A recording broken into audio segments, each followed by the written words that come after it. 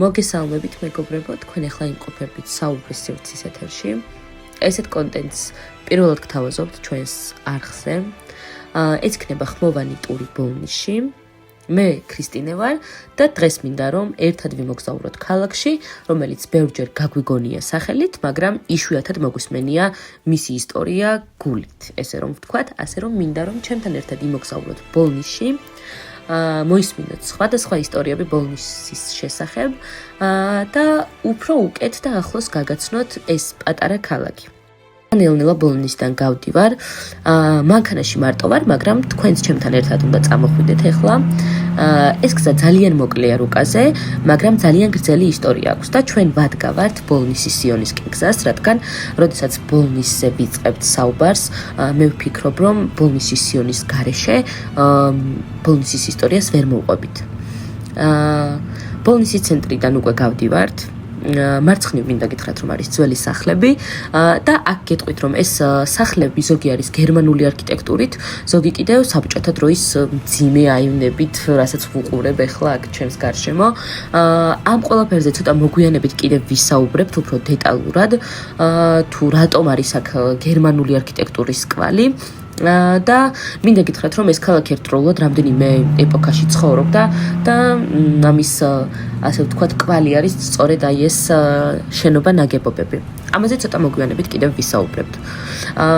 ეხლა რაც მინდა გითხრათ ის არის რომ როდესაც სიონისკენ მივდივარ, ყოველთვის რაღაცნაირი მშვიდი და ესეთი წყნარი განცდა მეუფლება, რადგან ვიცი რომ მივდივარ ისეთ ადგილზე, სადაც თავს ძალიან მშვიდად ვიგრძნობ, მექნება ფიქრის საშუალება ისე, რომ ხელი, ასე ვთქვათ, არავინ შემიშალოს. გზად ძალიან ბევრი სოფელი არის, სანამ უბრალოდ რამდენიმე სოფელი არის, ძალიან ბევრს ვერ ვიტყვი, მაგრამ რამდენიმე სოფელი შეგვხვდება გზად, სანამ სიონში მივალთ. განსაკუთრებულს ვერაფერს ვიტყვი ამ სოფლებზე, რომ რაღაცით განსხვავდება სხვა სოფლებისგან, აქაც პატარა ეზოები, თავიანთი ბაღებით, ადამიანები, რომლებიც უკვე ერთმანეთს ძალიან კარგად იცნობენ და სწორედ ეს ადამიანები ამ ეზოებში უვლიან თავიანთ სახლკარს და განსაკუთრებული არის მხოლოდ ის ერთი ფაქტი, რომ აი ამ სოფლებში ცხოვრობენ აზერბაიჯანელები, სომხები, ქართველები და აი ეს არის ყველაზე დიდი და განსაკუთრებული ფაქტი ბოლნისის და ქვემო ქართლის შესახებ ზოგადად.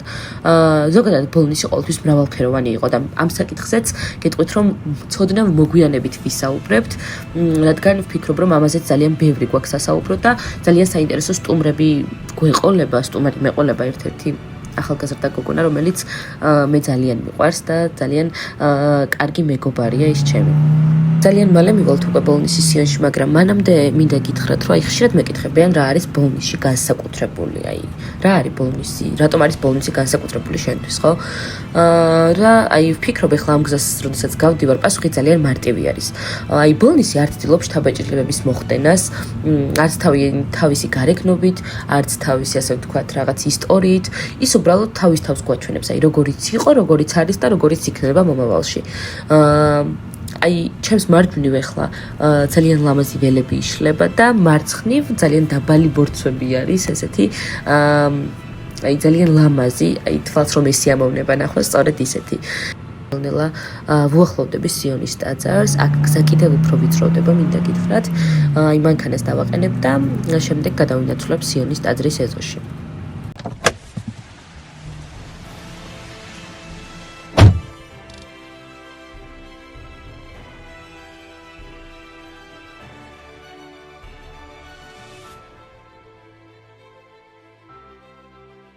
ეხლა უკვე გადავინაცვლეთ სიონის ტაძრის ეზოში. პირველი რაც აუცილებლად უნდა გითხრათ, ეს არის რომ ბოლნისის სიონი მე-5 საუკუნეში აიგო. ეს ის დროა, როცა საქართველო ჯერ კიდევ სწავლობდა ქრისტიანობას, როცა ტაძრები იქმნებოდა არა სიმდიდრით, არამედ რწმენით, მინდა გითხრათ. ტაძარი აშენდა როგორც სამნავიანი ბაზილიკა, ასე ვთქვათ, აი რაღაცნაირი მკაცრი ფორმა აქვს, მარტივი არქიტექტურა და ძალიან ძლიერი ენერგია. აქ არაფერი არ არის ზედმეტი, არც დეკორაცია, არც რაღაცა განსაკუთრებული, ასე ვთქვათ, არქიტექტურა.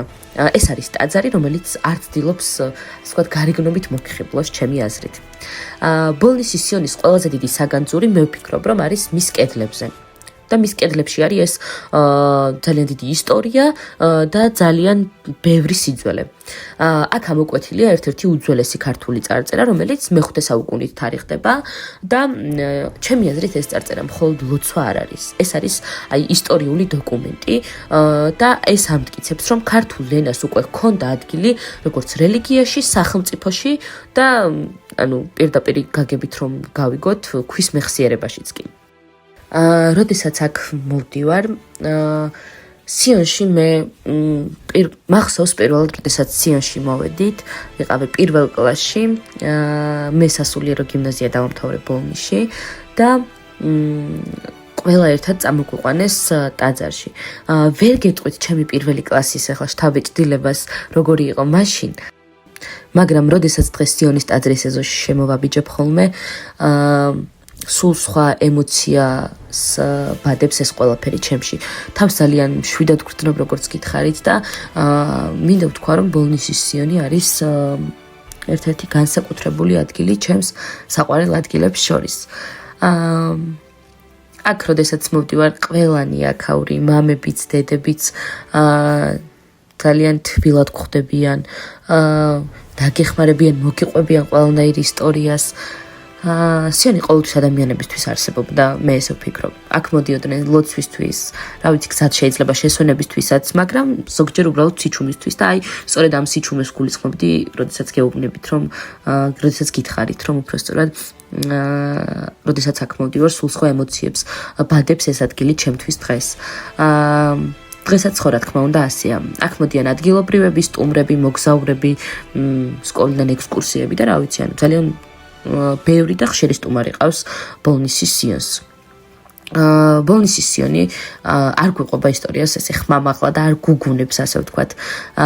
და საჭირო არის რომ ცოტა ხნით გავჩერდეთ ამ ადგილზე, რომ მოვისმინოთ, შევიგრძნოთ, რომ ეს ტაძარი თან წარსულიც არის, მაგრამ ამავდროულად არის აწმყოც და მომავალიც.